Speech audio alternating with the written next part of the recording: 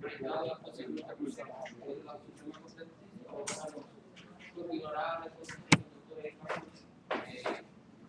digamos, continuará la temática constitucional. Él va a volver a retomar la cuestión de la naturaleza o de la discusión de la. Porque él maneja una tesis distinta de la de Constitución.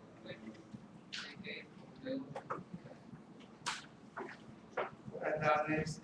Lo primero es que quiero pedirle disculpas, pues tengo unos días peleando con un catarro que me tiene la garganta trabajando a 60%.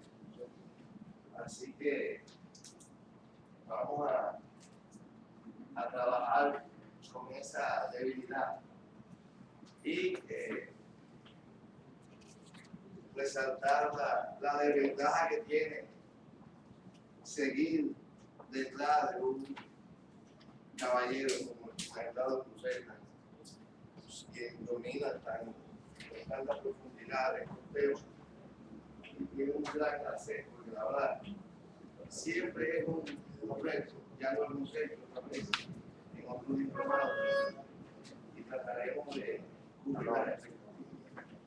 Fíjense, nosotros pedimos autorización a los fines de, independientemente de que el magistrado Cruzeta tratar ese tema, de partir de la naturaleza. Pues un poco, primero condiciona lo que es el devenir de la exposición, que está bastante organizada desde el punto de vista de PowerPoint, es un intermedio entre PowerPoint y presentación conceptual. Quise hacerlo así, en razón de que ustedes tuvieran por lo menos, no solamente unos cuadros allí, tuvimos que hacer cuadros, pero por lo menos las ideas centrales expresadas ahí en el material, si ustedes puedan por sí mismos acceder a ello. Fíjense bien, ustedes sé que en el tema de la naturaleza del derecho procesal constitucional hay diferentes corrientes. La corriente que sitúa el proceso constitucional como una rama del derecho constitucional. Esa es una corriente básicamente europea que encabeza San Revers y Peter Haber. Bueno, es derecho constitucional concretizado, o sea, son fórmulas que se crean bajo la hegemonía y directriz fundamental del derecho constitucional. Esa es la visión básicamente europea. Existe una visión de fuerte raigambre italiana, que como ustedes saben, es el país donde mayor desarrollo ha tenido toda lo que es la teoría del proceso, que parte de la premisa de que el proceso es uno solo y de que el proceso abarca todas las materias. Es una premisa que ha ido tomando cuerpo en la doctrina, sobre todo en la medida en que se han ido produciendo procesos de unificación de las reglas relativas al proceso, básicamente a partir de los principios procesales inherentes a todos y que, como parte de un proceso de primacía de garantismo, han ido tomando cuerpo y penetrando en todas las materias. Desde esta perspectiva, da esa tendencia. Esta tendencia establece básicamente que el derecho procesal constitucional es proceso y como tal, como proceso, es parte del derecho procesal, una rama del derecho procesal. El amigo Cruzeta está un poco inclinado a esa tesis, que yo absolutamente respeto, que tiene grandes bases en su configuración, en su justificación. Ahora bien, bueno, hay quienes plantean, bueno, se trata de un derecho mixto. pues se nutre de el proceso, de todas las leyes relativas al proceso, pero al mismo tiempo se inspira en los mandatos de la Constitución. Ese es otro. Sin embargo, ya desde el año pasado, en un congreso, ustedes tienen ahí nuestra exposición, que también nos tocó con el Estado Consciente.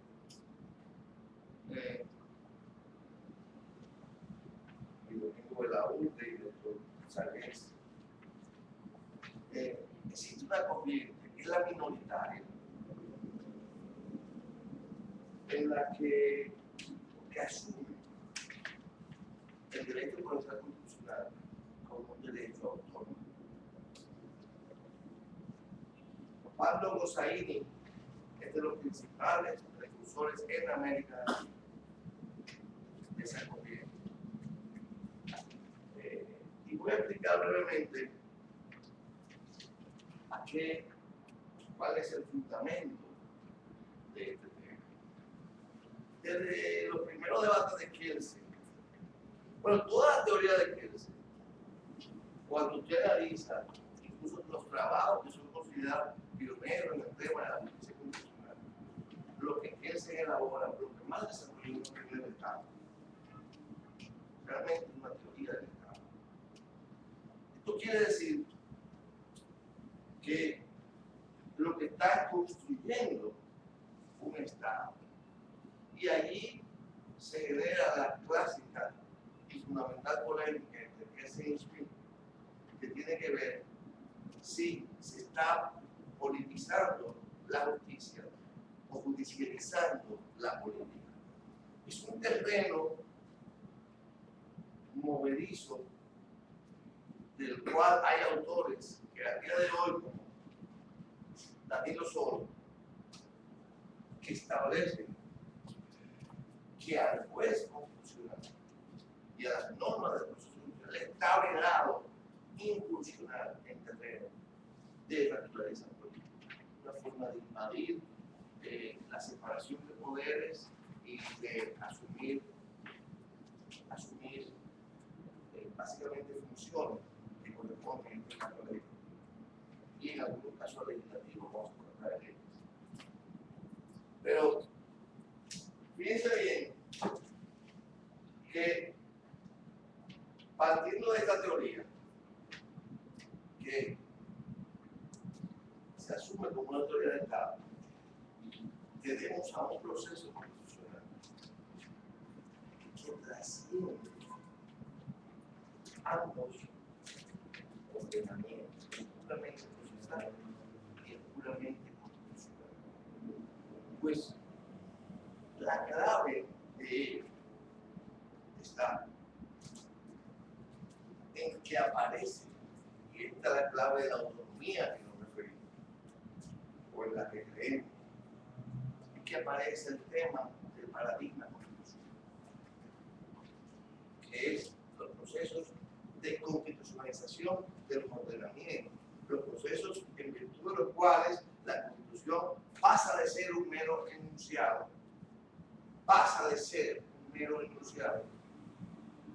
a positivarse, a ser una ley vinculante en el día a día nacional de los jueces. Entonces, las reglas relativas al proceso son rígidas, son muy claras, son preestablecidas, son de una naturaleza tal que privilegia las formas con relación al resultado. Si usted no aportó la prueba en la forma en que está previsto en el proceso civil o comercial, usted perdió el caso, independientemente de que tenga razón. Eso es, a grosso modo, una visión de cuáles son las características del proceso.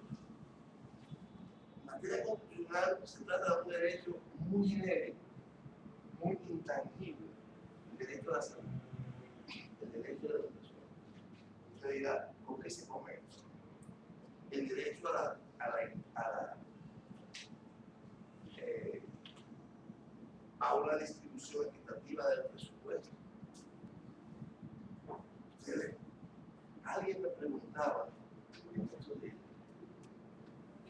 hubiera dejado una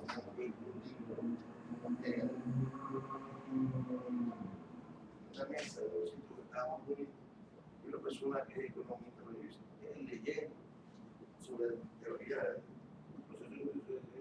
Yo nunca he entendido por qué no aparece un juez y dice obligado al 4% para la educación. Me dice el economista. Yo nunca he entendido eso. Así, una pregunta que me llenó de energía. Qué interesante. O sea, un profesional me dice, mira, yo no entiendo a ustedes los abogados. Yo no entiendo por qué si la Constitución dice que es 4%, por qué la ley y la Constitución dice que no que diga la ley, ¿por qué no aparece un juez que diga que hay que dar el 4%? Formulismo así, porque es algo que está de pues, el Tribunal Constitucional colombiano ha ordenado construir sistemas alcantarillados porque hubo unas poblaciones que viven en una zona donde la inundación es permanente. Perdón, ¿quién es el propietario de una guagua negra en el parqueo? Que la dejaron con el vidrio abierto, inclusive tiene dinero adentro. Dice el guardián. Una jipeta negra para él. Una jipeta negra. Sí, déjame ver cuál es el sello. La negra es un marido. Claro, eso quiere decir que el dinero no lo hay.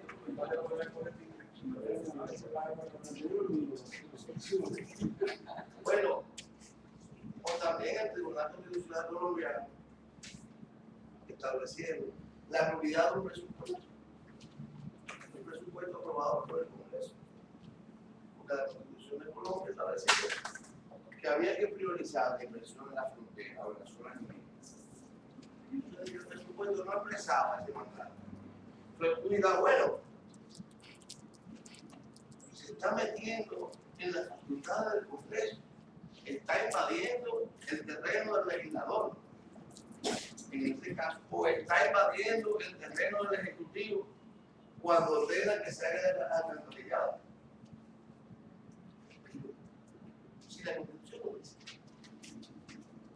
está el juez invadiendo el terreno de nadie porque se ordena hacer lo que diga la Constitución.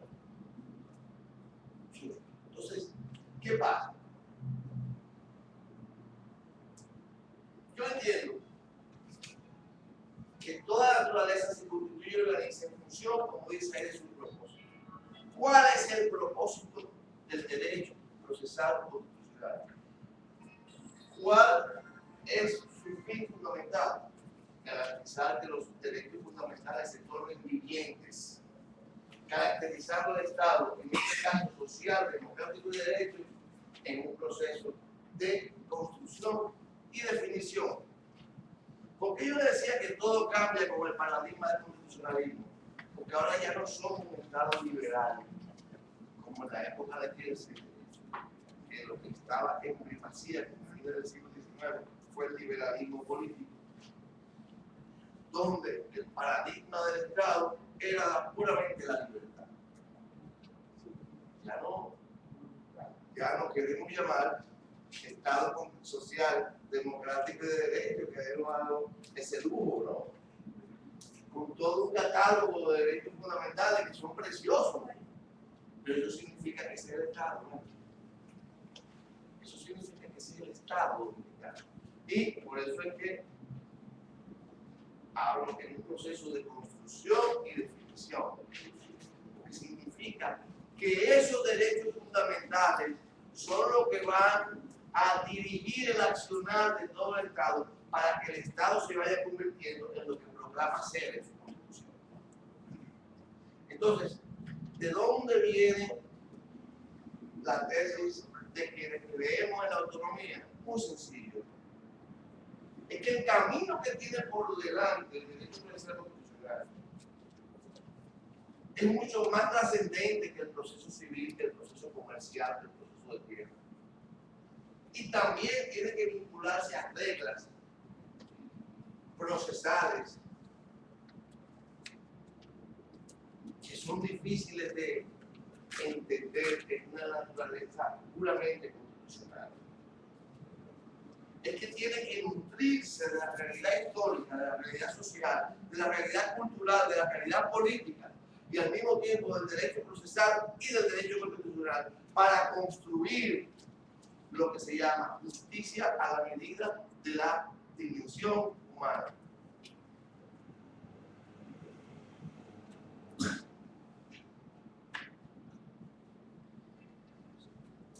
Entonces, nosotros entendemos que su naturaleza autónoma viene justificada un poco, porque en esta hora y media yo voy a tratar de hacer lo que debe ser objeto de 3 o 4 días. Por eso ustedes me van a perdonar la organización.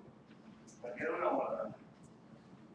Entonces, vamos a ver, pero es una autonomía en cierres. En este momento se va construyendo de una mixtura del proceso de constitución y realidad social y cultural. Ahora ustedes se imaginan lo que deberá ser proyectado a infinito una ciencia que vaya disciplinando al Estado.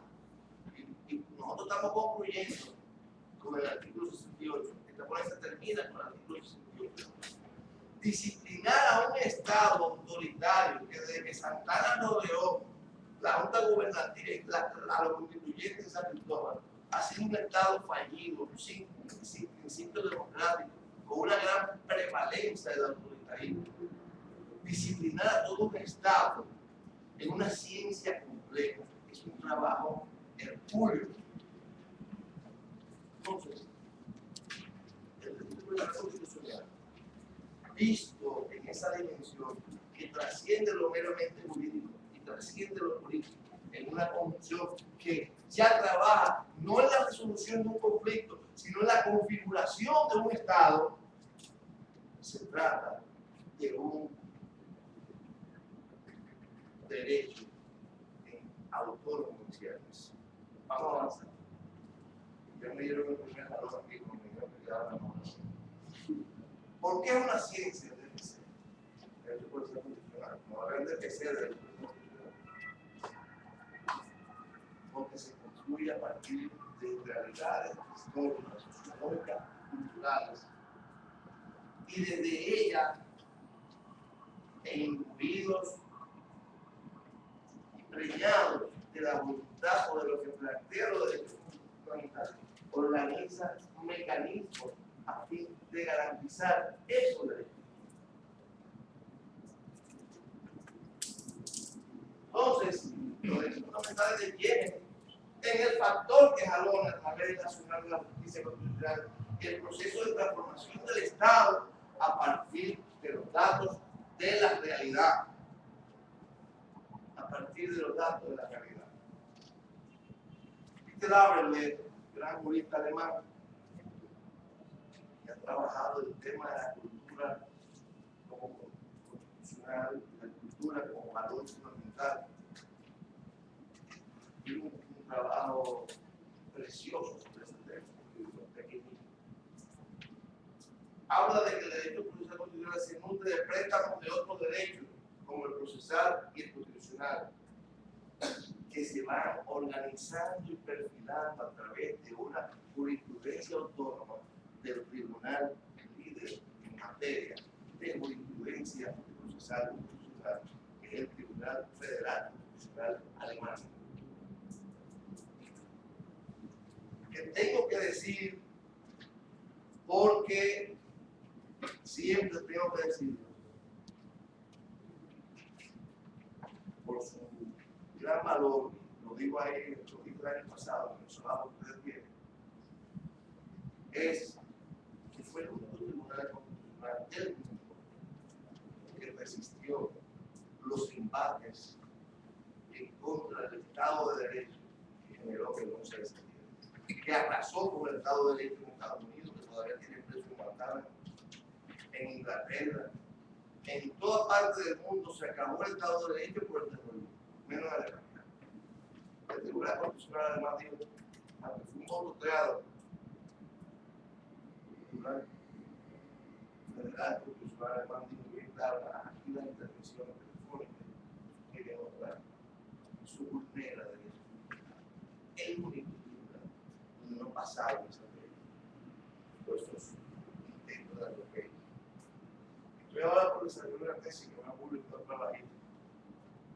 11 de septiembre arrasó con las conquistas en el mundo del Estado liberal.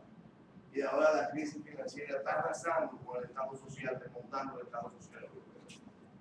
Y ese tema ese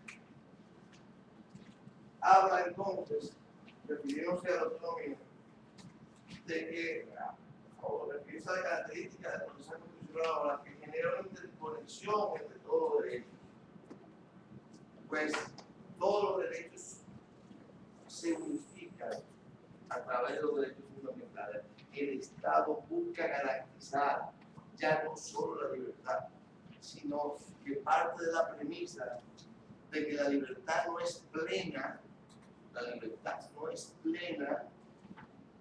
si no se da un contexto mínimo de justicia social. ¿En qué sentido tienen que ser libres si no tienen con qué poner su zapato o alimentar a su hijo, a trabajar? Eso llevó a John Rawls en una de las obras más maravillosas de la idea de justicia, a establecer en una revisión de ese portento de obra de que toda su tesis de la teoría de la justicia, la idea de justicia, no tenía sentido si no era sobre un mínimo fundamental de la libertad. Los derechos de la libertad no tienen sentido. Fíjense cómo ya el proceso constitucional tiene que hacerse cargo, exaltando los derechos fundamentales de la integración de todos los derechos, lo que se denomina inadecuadamente de primera generación, como que se denominan de segunda y de tercera generación, que algunos más bien o menos, pero son todos los derechos fundamentales.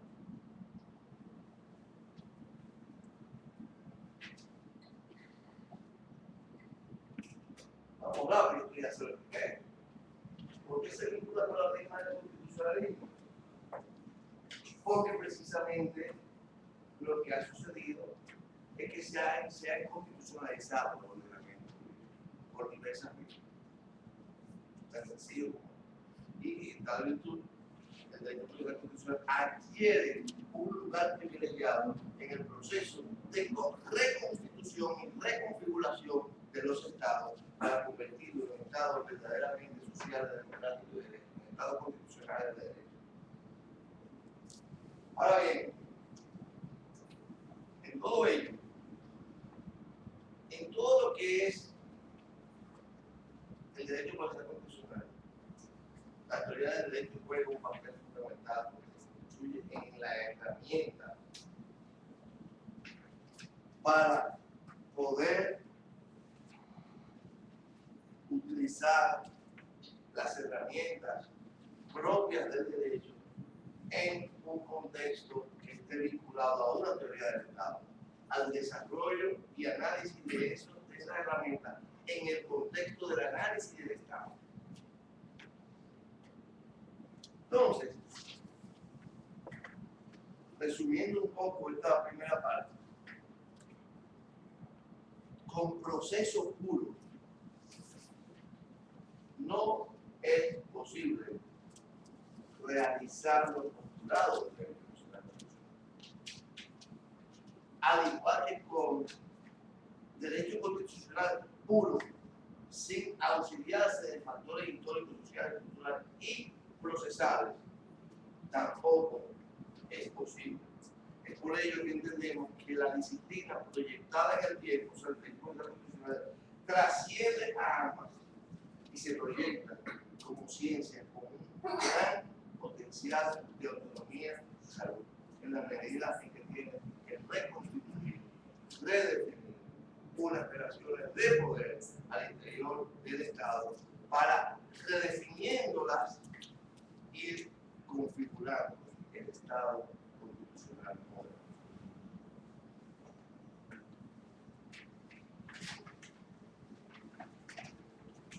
¿Cuáles son las funciones?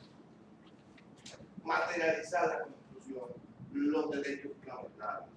Eso implica no solamente la primacía de la Constitución, sino en una dinámica integral, como explicamos, analizada a partir de la asunción de la superioridad de los derechos fundamentales.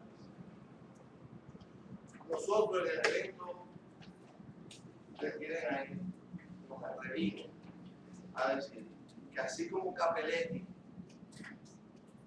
se refirió a los tribunales constitucionales en un primer momento como la jurisdicción de la libertad, en alusión a la jurisdicción en el contexto del paradigma del Estado liberal, en el actual contexto social e histórico, y por la definición del Estado social y democrático de derecho que nos concierne, tenemos que hablar de la jurisdicción de la dignidad.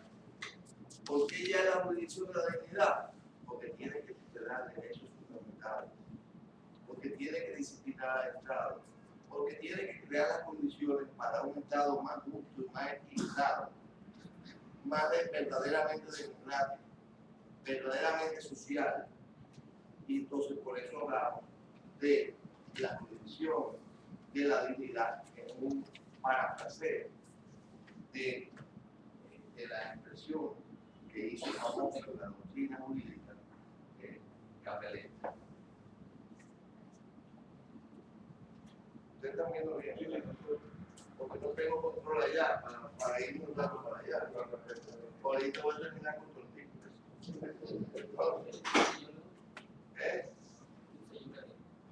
Entonces, sí, por acá está ahí también.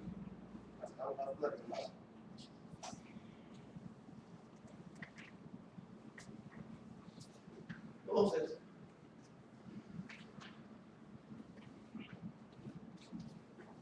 aquí aprende la brega bien ahora de este lado. Tenemos como un ojo ya.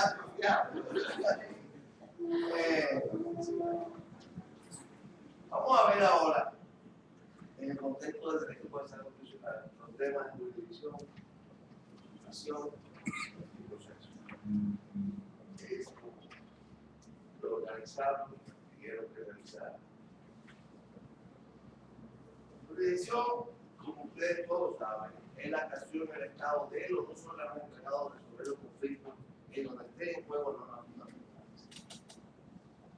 Yo creo que aquí estamos todos muy bien para yo ponerme con tantos colegas aquí a explicar concentrado difuso.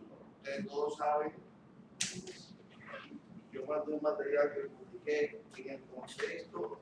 Quiero que cuando lo preparé se lo mandé a la firma en el artículo que sale ahí del diario, que dice, que habla en términos de un debate reciente, de un artículo del 2010, fue el artículo del medio del debate, de si vamos a tribunal constitucional. Entonces,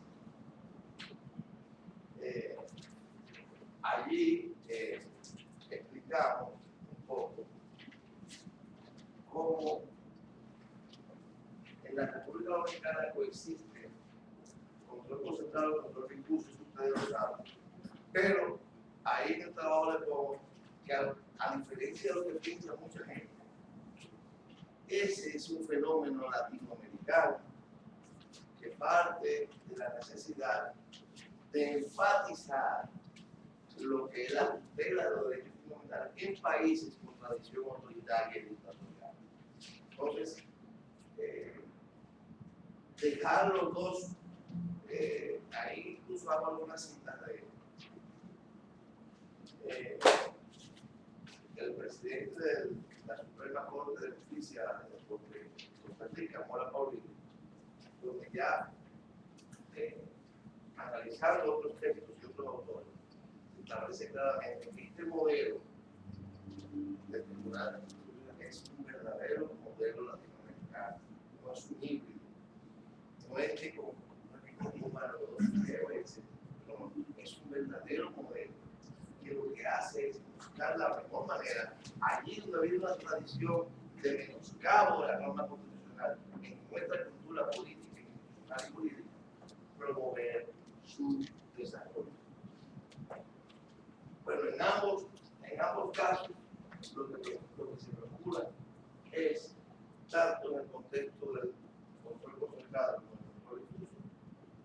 la materialización de los derechos fundamentales. ¿Qué diferencia hay? Bueno, hay mucha gente que me dice, bueno,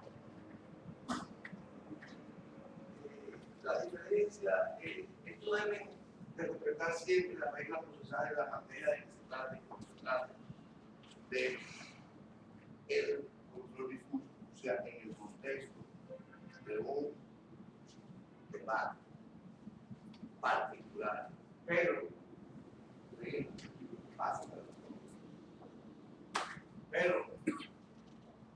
sucede que si bien es cierto, como les ponía yo de ejemplo al principio, que hay reglas básicas del proceso en función de la materia que se trata, número 7, cuando se trata de tutelar derechos fundamentales, hay principios que trascienden esa regla del proceso y que se aplican tanto al Tribunal Constitucional como a los tribunales ordinarios, procurando justicia constitucional. ¿Cuáles son esos principios? Bueno, Iura non incuria, fallar según su leal saber y entender. Es lo que decía en la parte final, inclusive del magistrado José, el caso del señor que mató a su padre para heredar. Bueno, las normas te establecen una cosa, pero sucede que hay principios. A nadie se le puede permitir una abreviación o que saque provecho de un fin, la conquista por ahí. Bueno, aquí hay concretamente nuestra legislación, que es la ley orgánica de los procesos constitucionales, el Tribunal Constitucional y los procesos constitucionales, por ejemplo, el principio de oficiosidad. Y ese principio va para todos los jueces, ya sea los jueces del Tribunal Constitucional o los jueces de la justicia ordinaria que procura de solucionar un tema de derechos fundamentales. ¿Qué es el principio de oficiosidad? Un papel proactivo, pero no como una buena instrucción anteriormente. Un papel proactivo para procurarse prueba. La otra parte no aportó prueba. La parte reclamante no tiene toda la prueba, pero el juez la busca y ordena a un ministerio que se la pase, o ordena a cualquier entidad que se la produzca, o se le ocurre un testigo que no se le ha ocurrido a nadie. ¿Por qué el principio de oficiosidad es clave en la justicia constitucional? Y es el punto de ruptura con todo lo que se pretende vincular el proceso constitucional exclusivamente a las reglas del proceso civil y del proceso legal. Es que lo que procura el juez constitucional, ya sea desde el juzgado ordinario o ya sea del Tribunal Constitucional, es realizar los derechos fundamentales. Es lo que establece la Constitución, los derechos de la y el camino puede ser tortuoso, puede ser oficioso, puede romper todas las reglas clásicas del proceso normal, pero la meta de ese juez constitucional es que se haga justicia constitucional.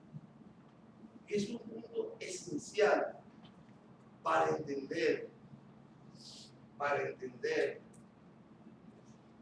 incluso en teoría de la argumentación o de la teoría de la argumentación, o para entender en términos de la interpretación jurídica el por qué se requiere, como estableció en el año 1995 una obra magistral clave también para entender todo esto, Gustavo Sarelli, el derecho útil, el derecho que tiene que atender a una cantidad de factores y de heterogeneidades que se dan en el contexto de social, histórico y cultural y particular de cada caso. Por eso hablábamos al principio de una justicia a la medida de la persona. Es una justicia que lo que procura es realizar sus derechos. Y también la utilidad viene a ser un principio del proceso del análisis, de la interpretación. Es una flexibilidad que, parafraseando a un gran filósofo contemporáneo, Bauman, hablando de la sociedad líquida, los valores líquidos, el miedo líquido, donde todo se diluye, donde ya esa sociedad en la que crecimos, donde los valores estaban impuestos y colocados allí como murallas, se han diluido en un contexto informático, un contexto de transformación dinámica, donde las cosas de hoy, dentro de 6 meses, ya no tienen que ver con las cosas de hoy. En esa dinámica, el juez partido, el juez que asume esa ductilidad, esa viciosidad, tiene una característica muy distinta a la del juez civil, a la del juez civil. Porque aquel está atado a un rigor procesal rígido y frío, al cual es indiferente quién tiene la razón si no ha cumplido con el ítem procesal.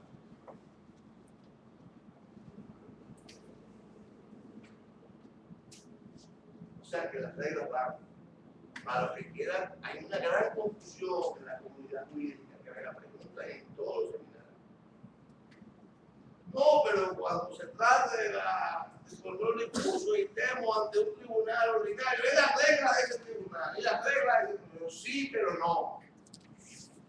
Sí, en cuanto al apoderamiento, sí, en cuanto al... pero no, porque en esencia tiene ya una misión distinta. Por eso fracasó la justicia, vamos a estar claros. Por eso la Suprema Corte de Justicia pasada, como hubiese sido esto también, fracasó, porque una cosa es, y es uno de los temas que discutíamos cuando hablamos de la necesidad de un tribunal constitucional. Una cosa es un tribunal de casación, y una cosa es un tribunal constitucional. Son dos cosas radicalmente distintas. El juez de casación lo que está analizando si la ley se cumplió o no. Es un hábito, y yo con eso no estoy hablando mal de los jueces anteriores, que su hábito era otro. Es que la justicia tuvo 100 años haciendo otra cosa, donde nos enseñaron a razonar con esa monstruosidad de los hermanos Masó, que decían que le produjeron aquella tesis muy propia del Estado legislativo, de que el juez es la boca de la ley. No tiene ninguna creatividad. Y yo decía en un debate una vez, bueno, si eso es así, bastará mañana con un programa de computadora para que no quede un solo juez sobre la tierra. Porque tú alimentas un programa de computadora de altura de ley que hay hoy en día, te da cualquier solución. Entonces se necesitan jueces. Si todo lo que está escrito en la ley, pues no se necesitan jueces.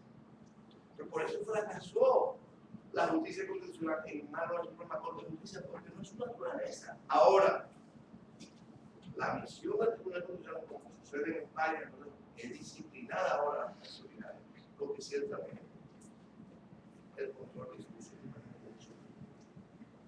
es ciertamente lo ideal es que un buen empresarial, ustedes creen un ciudadano empresarial, ustedes creen un tribunal constitucional, sino que los derechos fundamentales de un ciudadano se los pueda preservar un juez de paz que está cercano a su comunidad donde vive. Eso es lo más hermoso. Pero hay un derecho cultural. En el año 30, un autor, Fernando de Jerusalén, establecía que el control difuso no era jurisdicción constitucional. Que eso no podía considerarse. Más o menos entre el valor.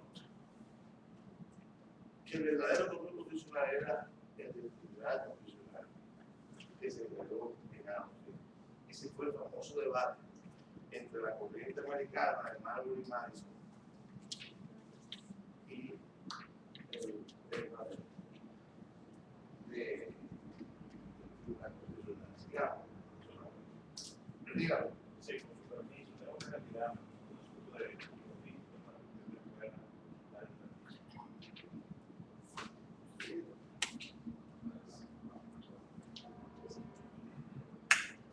Pero que no haya sido por un tribunal.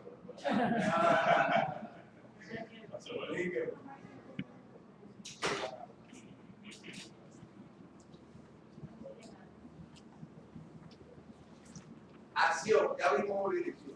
Vamos a ver acción. Es una capacidad de acceder a la jurisdicción. Aquí incide, según Cosaini, la representación del derecho subjetivo y la afectación del reclamante. Fíjense bien. Esto significa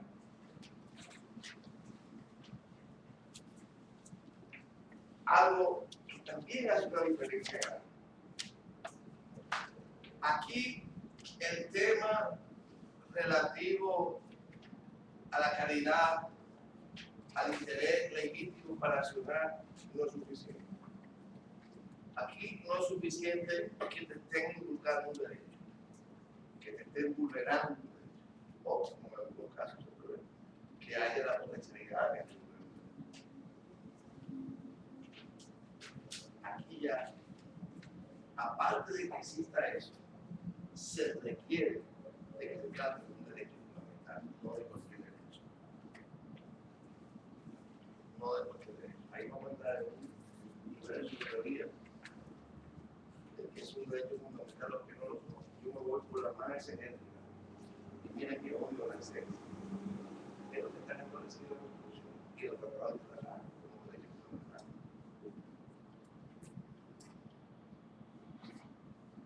O sea que el reclamo debe atender a conflictos donde estén en juego esos derechos. O sea, por ello que se habla de un carácter abstracto en la acción cuando se trata de la acción en la jurisdicción constitucional. Y recuerden, cuando hablamos de jurisdicción constitucional, hablamos ante el Tribunal Constitucional o ante el juez ordinario. En control constitucional, por el control. Sigamos. Vamos a ir a la más densa de las partes del proceso. Ustedes hablan del público. Y lo que procura es armonizar la tutela de los derechos fundamentales con los derechos subjetivos. O sea, cómo convirtiéndose la justicia constitucional en guardiana de esos derechos fundamentales. Tienen que armonizarla con relación a los derechos subjetivos de los particulares.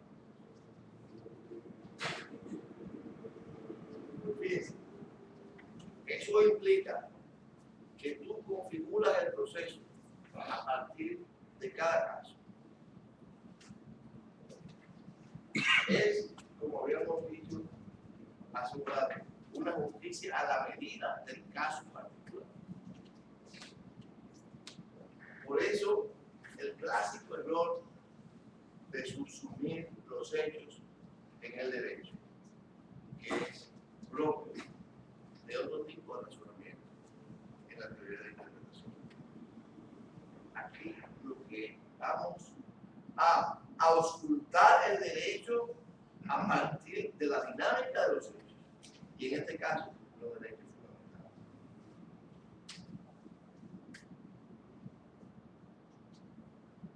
Características de los procesos constitucionales: sencillos, precisos, eficaces. Ahora bien,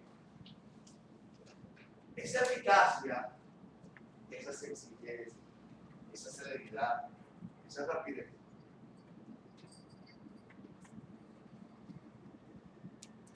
están sujetas a reglas. El derecho procesal constitucional, pese a la oficiosidad, y pese a que procura lo que en un momento se llaman derechos abstractos, se tiene por reglas.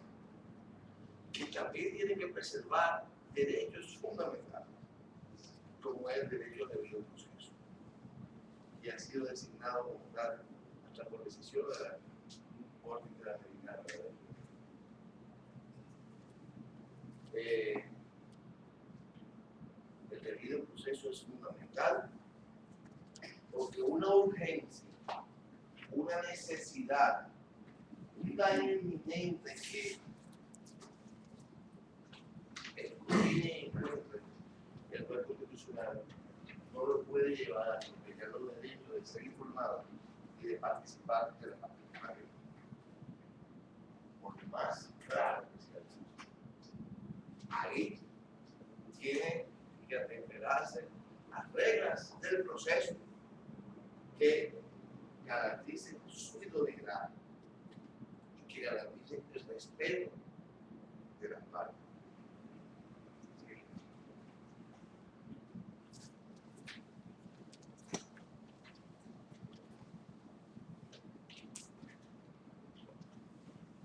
Okay.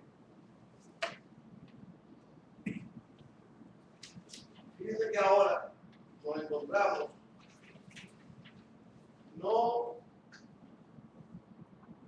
con el debido proceso típico de la defensa penal, sino de todo el conjunto de normas que el sistema interamericano de derechos humanos ha ido estableciendo. Y ha ido estableciendo como extensivo por decisiones trascendentes de la Corte Interamericana a todas las materias. Ya la Corte Interamericana es reiterativa hasta la saciedad en establecer que las reglas del debido proceso tienen que darse en todas las áreas. ¿Sí?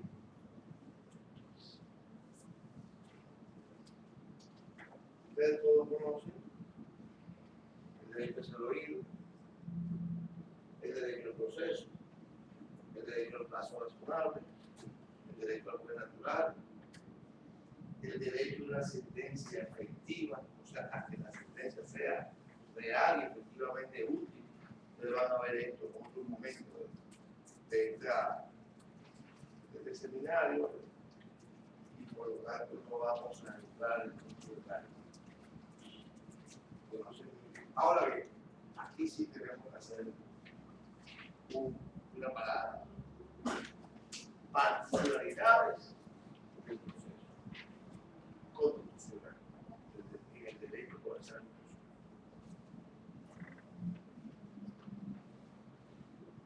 Fíjense bien,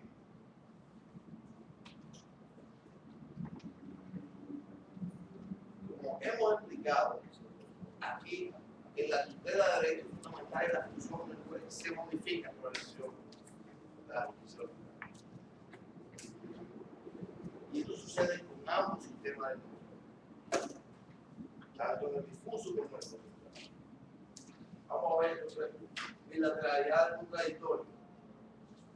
En los conflictos constitucionales no se puede asumir que la lucha es entre partes, propiamente dicho, sino un problema de interpretación sobre la validez de la ley y solo el juez puede resolver. Ahora, aquí no es un tema de si la ley está por encima de la Constitución o de la norma. Sí, constitucional. Ya ahí el tema de la bilateralidad se cae. Como también la contradicción no es absoluta, pues quien produce un acto presuntamente lesivo, ya sea una norma, un proyecto de ley, una ley que vaya a vulnerar derecho, o fácticamente una decisión de ir a construir algo público o un terreno privado, produce automáticamente con ese hecho. Por último, la sentencia no se refiere estrictamente a las pretensiones de un proceso particular. Los efectos se alteran. Como ustedes saben, en el control difuso, el efecto de la sentencia es interpartes. Es un efecto relativo al caso en cuestión. Solamente las decisiones que emanan del Tribunal Constitucional en la sistemas concentrados son el GAON y ya sí se aplica a todos los países, ya son de aplicación obligatoria. Bien.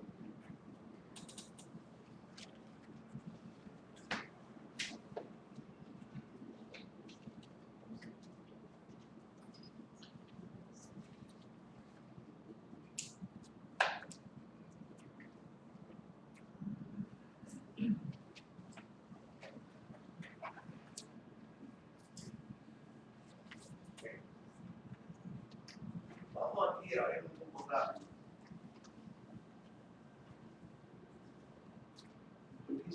Yo preparé desde la perspectiva, ustedes no tienen eso. Es que no se ve nada. No se ve, no se ve. Desde la perspectiva de un trabajo que presentó Padre Rosaín, que parte de otro contexto jurídico. Nosotros preparamos, Félix nos ayudó en eso,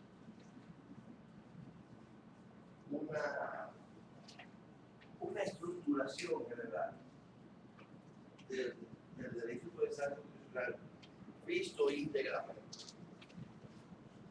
O sea, todo lo que es el poder jurisdiccional en la estructura que está ya quedado colocada en la Constitución de la República del 2010, poder jurisdiccional que se expresa en el Tribunal Constitucional, control concentrado en el Poder Judicial, control difuso, y en el Tribunal Superior Electoral, se trata temas de naturaleza constitucional. En lo relativo a los sistemas procesales, ya hemos hablado de los poderes del poder constitucional, ese poder de oficiosidad, la ductilidad en el razonamiento, lo que son las reglas de interpretación,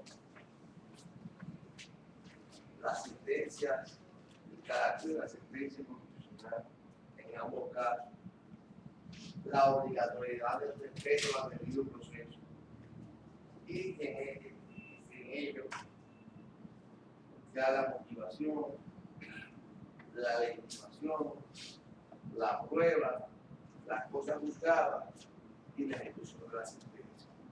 Son principios que están allí, que principios no, los principios no los últimos, pero son declaraciones, definiciones, particularidades que tienen que ver con el sistema procesal. En lo relativo a la interpretación constitucional, tenemos la Constitución como norma fundamental, como una norma ya positivizada en el contexto de la constitucionalización del ordenamiento nuestro. Está la garantía mínima, está la clásica presunción pro omnis, allí donde haya duda o allí donde no existe una certeza, toda la presunción que surge del juez tiene que ser la que sea más favorable para la parte accionante, para la parte accionante. Está también el valor vinculante de las jurisprudencias transnacionales, en este caso, las decisiones, resoluciones y hasta opiniones, que es nuestra posición particular, del sistema interamericano de derechos humanos. Está un principio cardinal que está ampliamente desarrollado en nuestra Constitución y que es una gran debilidad de nuestra escuela jurídica o paleopositivista, exegética, que es el principio de la razonabilidad, que es esa maravillosa intuición inherente al proceso que pura y simplemente obliga a que aquel que recibe una sentencia la entienda. No solamente la entienda, sino que la entienda en el contexto en que se da, por qué se da. Ese es el principio de la razonabilidad. Los procesos constitucionales para los colectivos electoral, a ver, por la verdad, también control preventivo del pasado, control de conflicto de poder, exención de institucionalidad en el discurso y el control de comunicación. Allí, todos esos temas, ustedes lo van a ver con distintos profesores en el curso de este curso. Casi todos, ya quitaron por ahí.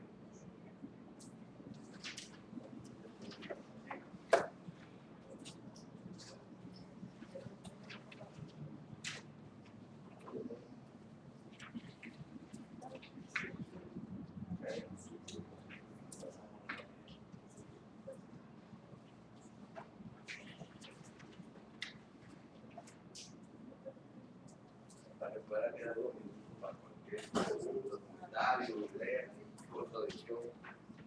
Creemos que los más hermosos de todo esto, como digo, registrados en ustedes, de posiciones necesarias, respetarse y plantear.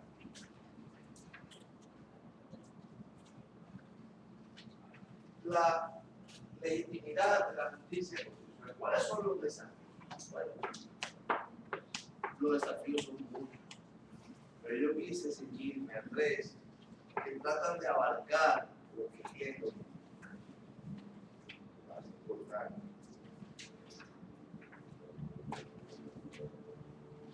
Ya, ¿cómo construir una justicia particularizada en función de la dignidad para los ciudadanos y no exclusivamente para favorecer a la ley?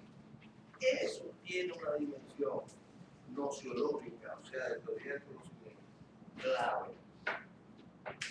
Cómo aprender a razonar a partir de los hechos, pero sobre todo, no solamente a partir de los hechos y de toda la dinámica que ellos confluyen, sino también guiados por ese imán poderoso, fundamental de los valores y principios de los derechos humanos. Ellos ya implican un reto trascendente para la cultura jurídica en general, para todos nosotros que nos hemos formado aprendiendo a recitar leyes, que nos hemos formado en el memorismo, que nos hemos formado en el incidentalismo, que nos hemos formado en la más perversa y oscura expresión de la exégesis francesa, de un momento que, por cierto, Francia superó hace ya casi medio siglo. Nosotros seguimos repitiendo eso.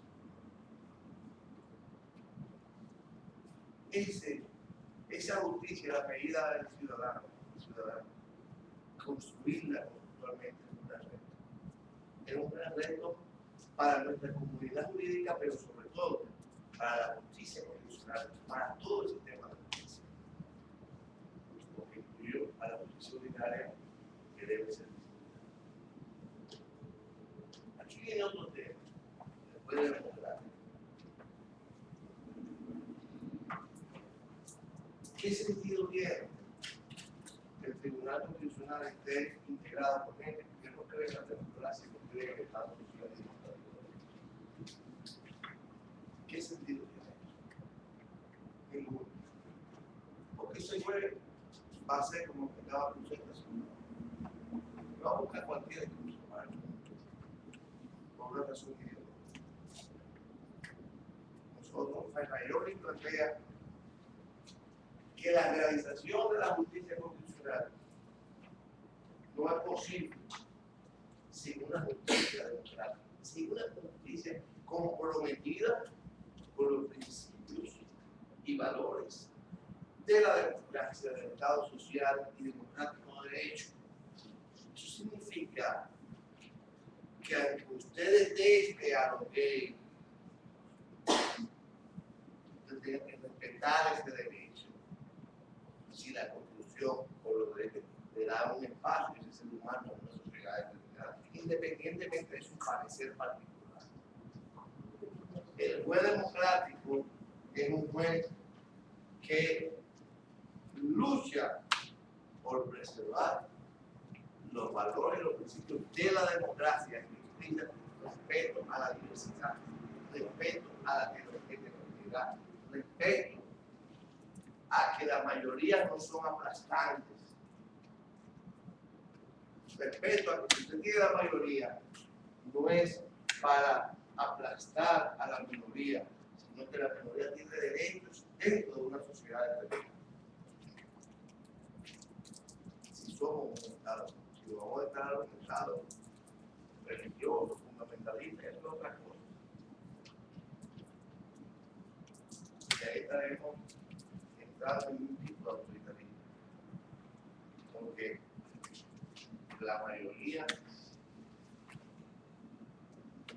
no está legitimada por una razón cuántica, sino por una razón trascendente que tiene que ver con principios y valores, con derechos fundamentales.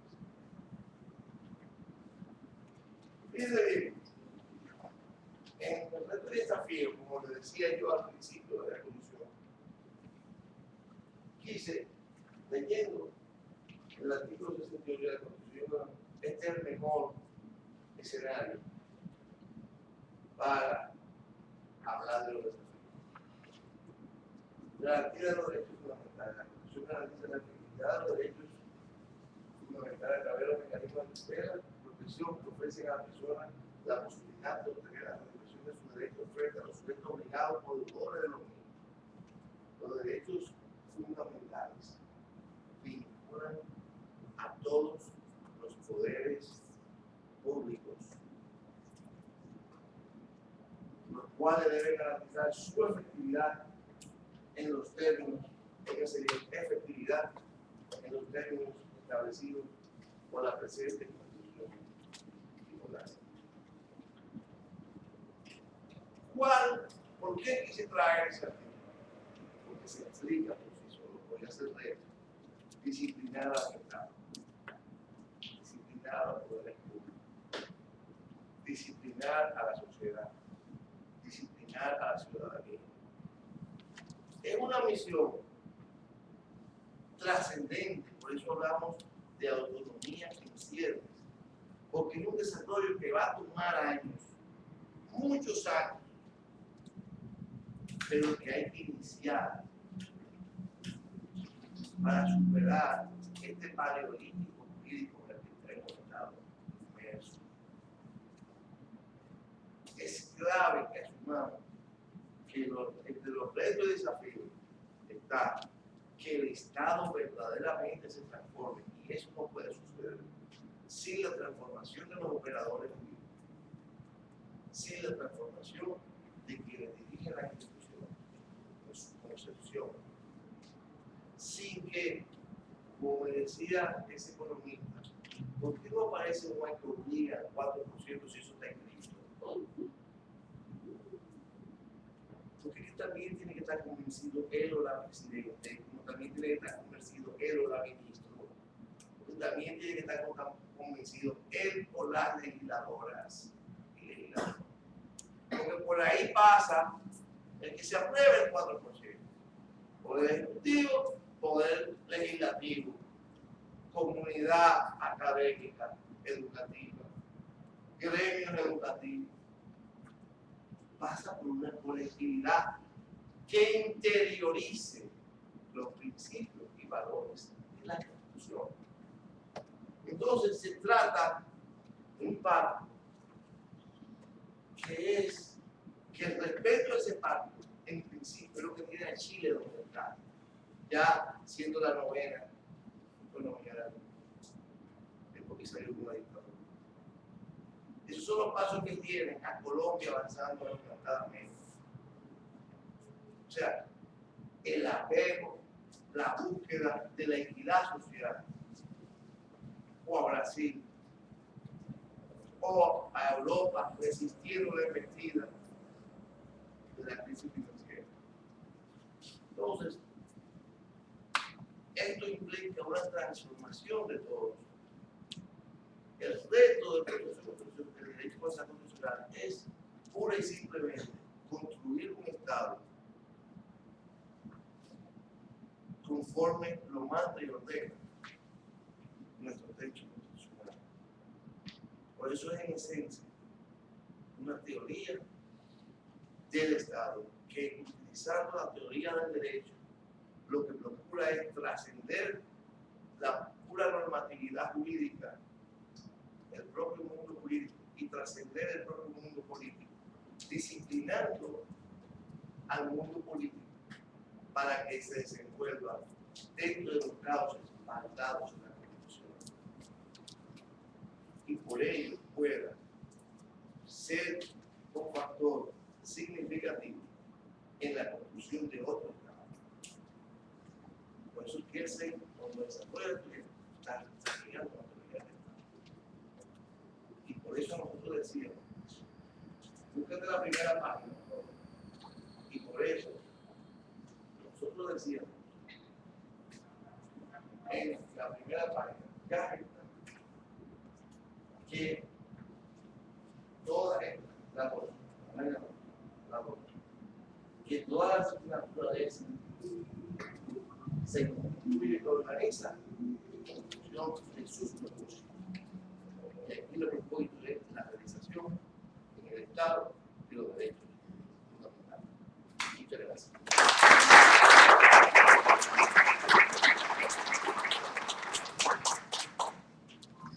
Vamos a ver.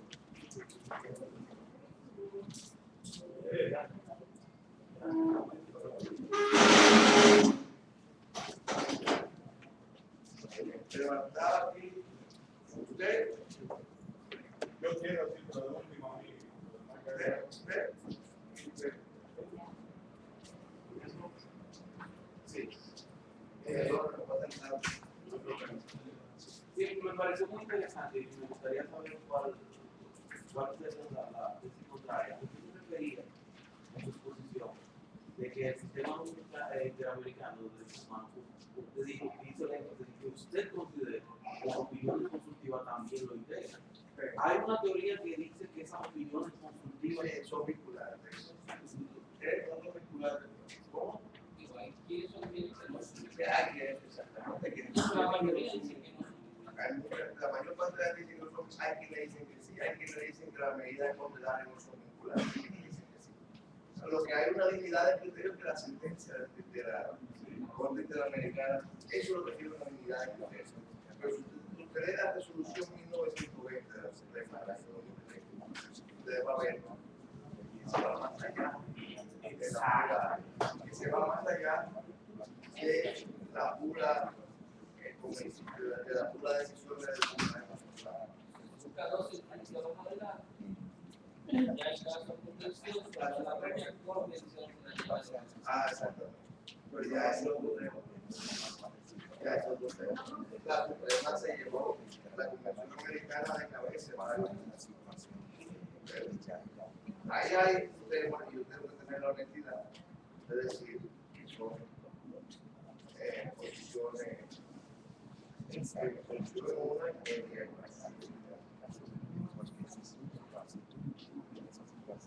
ahí atrás, David quiere el último.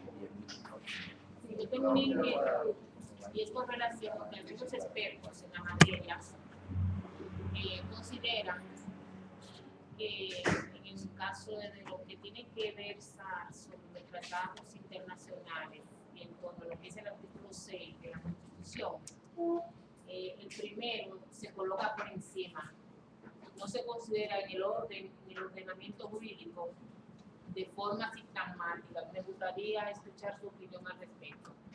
Yo pensaba, o me gustaría primero escuchar su punto de vista, porque difiere en esa cosa. Pero por eso un gran paso de avance el tema del control preventivo de los tratados ahora en la actual Constitución. Pero en principio los tratados tienen una supremacía internacional. Sí, han sido adoptados conforme a las reglas establecidas. Porque hay una cosa, en adición, o sea, en primer lugar, tienen todo el rigor protocolar que establece la ley. O sea, pasan por el Congreso, después al Ministerio de Defensa, tienen todo el ítem que se establece para formar la ley. Pero en adición es un mandato supranacional y tú parte de la teoría de que en la medida en que tú lo firmas, tú estás asumiendo un compromiso frente a la comunidad internacional. Y de ahí se desarrolla esa teoría. ¿Entendió? Si no lesiona los derechos de su país, de donde se está haciendo la posesión, le tiene que tener la situación. No está lesionando ningún punto de la misma. Exacto. Y si lo lesiona, una de dos, o el tratado es expulsado, o el Estado asume la responsabilidad internacional por su incumplimiento del tratado.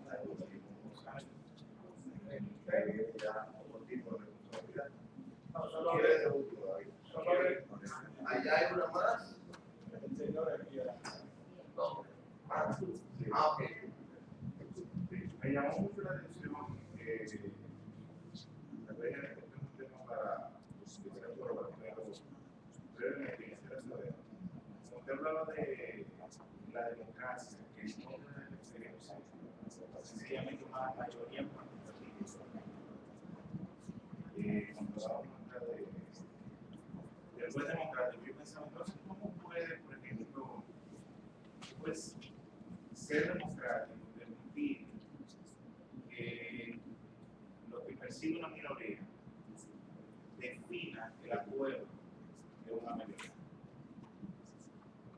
Mira, en primer lugar, el poder democrático no tiene nada que ver con la democracia de elección o la mayoría. El poder democrático, en el caso que nosotros utilizamos, es el pueblo que lee los valores y los principios de la democracia. O sea, en todo lo que es el garantismo y la corriente del constitucionalismo que programa los autores confederadores y el constitucionalismo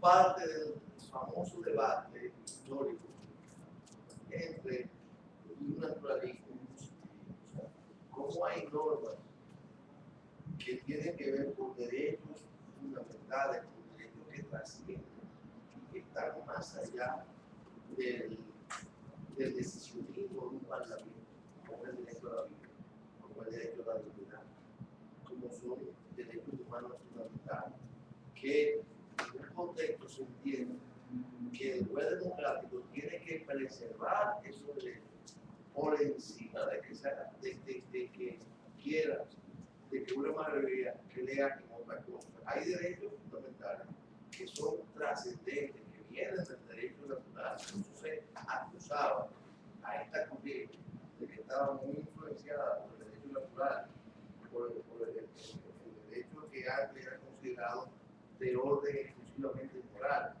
No, aquí ya la moral se ha traducido en lo que se denomina principios y valores de un ordenamiento determinado, que son lo que diferencian a una sociedad de la barbarie que garantiza la Pero no se va a dividir. ¿Eh? Ok. Sí, pero nosotros iba a dividir. O sea, no es la misma sociedad democrática la que establece sus valores. Ese es el tema. Hay una corriente que establece que si la sociedad democrática echa por suelo su tierra ya es digna de intimidad democrática. Por eso es que hay corrientes que parte de una legitimidad meramente cuantitativa. El problema de esta discusión que es que en el fondo no es una discusión de números, es una discusión de qué se entiende por una discusión de privilegios en el seno de la sociedad. Por ejemplo, un debate que es bastante común en el tema de la sociedad moderna, el tema del matrimonio sexual. En el fondo, de lo que se trata esa discusión es una discusión de derecho de igualdad. No es de la discusión de si los homosexuales le quieren imponer a los heterosexuales su ritmo de vida. Es la idea de por qué ustedes pueden casarse y por qué nosotros no podemos. Es una discusión de derecho de igualdad. Lo que pasa es que en el fondo de las sociedades modernas lo que hay es una resistencia estructural en la cual una mayoría quiere imponer su visión o tener privilegios para sí, pero no quiere que nosotros gocen de sus privilegios. De hecho, la democracia liberal del siglo XIX surge precisamente con la idea de la burguesía de que nosotros somos los únicos que tenemos derechos. Entonces, en el siglo XIX, la mujer no votaba. nada más votaban los que tenían propiedad, que ellos pobres, populares, no votan. sea, nosotros somos los autodestinados a decir cuáles son las pautas de esta sociedad, porque nosotros somos Pero ¿cuál es el valor trascendente según ahí, según lo que acaba de opinar el maestro? ¿Cuál es el valor trascendente o inherente del ius naturalismo en ese? esencialmente ahí lo que o sea, la base de En el ejemplo que puso de igualdad, en el general la influencia del naturalismo. porque en el fondo, Si hay una posición naturalista ahí. sí, no, Se va de plan. pero en el fondo es una discusión que en ese caso es una discusión de igualdad. Y en Estados Unidos en otros momentos ese fue el argumento que se utilizó, por ejemplo, para imponer las mayorías, las reglas especiales de protección para las minorías, digamos, menor, y las reglas aquellas de discriminación positiva para crear condiciones de igualdad efectiva de igualdad real. Pero también, digamos, hay otros. Pero Es una buena precisión la que tú haces. Cuando referíamos a un naturalismo, lo hacíamos metafóricamente en el sentido de una ley no escrita, que ya se ha escrito y que ya se han asumido los textos internacionales y que está, como se denomina, más allá del propio oral del legislativo. Son principios inamovibles que están ahí en la Constitución y que trascienden como el derecho a la vida. Digamos, en todo caso, ya que mayoría se va a deber de haber dicho que la discusión entre positivistas y naturalistas no tiene ningún. No, ya eso no tiene sentido. En el marco del Estado constitucional, Pero todos los valores del naturalismo están. pero fueron los que inspiraron en esencia la teoría de los derechos que trascienden a la democracia. Pero digamos que en el caso de la República Dominicana, la discusión de muchos temas que se da en el marco de la justicia constitucional no tienen que ver con la discusión de mayorías y minorías, tienen que ver con que los que realmente son mayorías, que son los pueblos del país, quisieran tener acceso a privilegios que solamente tienen una minoría. Entonces la discusión entre mayorías y minorías en términos reales es diferente, porque los que realmente quieren que están en desventaja son las mayorías. Los únicos que tienen derechos reales de la perspectiva de la vinculación entre derechos sociales y derechos de libertad son los pocos. Sí, eso es de otra perspectiva. Y desde otra perspectiva y también está la perspectiva legislativa, que es un tema de debate en clase. O sea, el Estado constitucional es el Estado del Estado legislativo. Los legisladores siempre se han creído que se quiere la voluntad popular, pero esa voluntad popular tiene un límite, que la superó. Entonces, ese es un debate clásico, o sea, de acuerdo, como explicaba usted, o sea, un congreso, esa edición, por cierto, no de la ley, pero congreso, aunque tenga la representación de la mayoría en el congreso, te pasaste, está vulnerando un derecho trascendente que tiene que ver con la cultura y con el humano. Y aunque tú tengas, aunque haya sido votada esa ley con el 100% de los congresistas que representan indirectamente la totalidad de la población, esa ley es inconstitucional, porque vulnera un principio que trasciende ese mandato. O sea, hay un debate que dice, no, pero tú no puedes como juez irte por encima de los legisladores, porque los legisladores somos los que representamos la mayoría de la gente, y eso es la democracia. No, ahí tiene límites. Por eso que se habla de un sistema de respeto. ¿Está bien? Esto no es lógico. Yo no voy a meter brevemente en esa discusión muy clara. Por ejemplo, yo que Haber plantea que en el Estado social, la democracia es una alianza, respetando los derechos de la mayoría, porque se da por descontado que ya el Estado liberal consolidó los derechos de la mayoría y es ahora el momento de consolidar los derechos de la minoría. Eso es clarísimo. Ahí debe de. Pero mi pregunta es que cuando el magistrado Cruzeta hacía su exposición, realmente me sentí que él era actor, y cuando dijeron, va a disentir Eric Raful de la oposición, el mismo Eric Raful dijo, me sentí motivado de lo que va a decir. Entonces, Lo digo porque cuando hablan aquí de la lista, dice los procesos constitucionales deben ser sencillos, rápidos, expeditos y eficaces.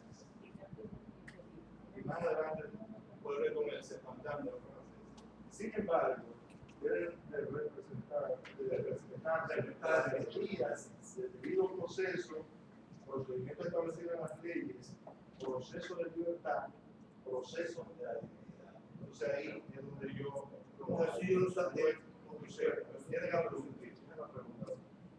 De qué queremos decir cuando digo proceso y sencillez. Yo digo lo siguiente. Al hablar de derecho procesal constitucional, yo creo que estamos creando una nueva forma jurídica. Pero a mí siempre me da vuelta en la cabeza una sentencia del Tribunal Constitucional de Costa Rica, donde ocurre que un niño que iba todos los días a su escuela, antes de llegar a la escuela tenía que pasar por una cañada. Se enlodaba los pies primero, pero además el agua que pasaba por ahí estaba contaminada. Entonces, un niño, adolescente, un adolescente, una hoja de su cuaderno escribe una carta al Tribunal Constitucional de Costa Rica solicitándole que se corrija el problema de la cañada que le impide llegar a su escuela con los pies secos y que además está contaminada. Entonces, ese es el caso que se presenta. El niño lleva la carta a la Secretaría del Tribunal. Me imagino que si hubiese sido la República Dominicana, esta hojita, el cuaderno, un mecanismo de formalismo procesal desde aquí, quizás ni le hubiesen permitido ni siquiera los casos que yo, porque para mí eso es impactante por eso dicho, de que hay un formalismo procesal. Se trata de un menor lugar. En segundo lugar, no ha hecho ¿cuál es el proceso? Una instancia que es instancia cero. Ya es el proceso sencillo. Entonces, ¿qué piensas? Y del término sencillo que hacen se mantiene totalmente, porque precisamente incluso la legislación siempre ve que ese niño pueda llevar a cabo los principios que traen la simplicidad, la simplicidad del jurismo está que mientras tanto no está todavía en la Suprema Corte de Justicia, pero estamos hablando exactamente de la amparo de esa visión. Pero fíjate, cuando se dice que se tiene que respetar la garantía de debido proceso, están hablando de la dimensión constitucional, por ejemplo, un conflicto entre partes. No cuando estamos hablando de una cañada que está afectando a la yo entiendo que nadie vaya a defender un agua contaminada que está haciendo el Tribunal Constitucional puede oficiosamente ponerse en contacto con el encargado de salud pública de ahí, con el encargado de salud pública de ahí, y hacer un requerimiento, citarlo, ordenar una serie de cosas fiscales, pero todo eso es un contexto de rapidez. O sea, lo que te quiero decir es que cuando se dice que están todos esos principios de severidad, etc., eso no está afectado o desdibujado porque se protege la garantía del proceso. No, porque la garantía del proceso no necesariamente son formalismos. Porque el formalismo es la obligatoriedad de hacer cosas formales, no que un juez oficiosamente te mande a buscar así porque tú eres encargado de una cosa para buscar una solución al tema. Y ahí mismo tú vas a producirlo a requerir de la prueba, o a decir que tú no tienes fondos para hacer esto, o a buscar un mecanismo para realizar. Ok, porque el bueno no tiene recursos para ir a hacer la cañada. El juez tiene que ser creativo y ahí viene la docilidad, ahí viene todo lo que estábamos hablando en buscar la solución al problema, al conflicto o a la frustración de derechos fundamentales. En ese caso, culminó con una reforma porque como si hay el derecho del medio ambiente.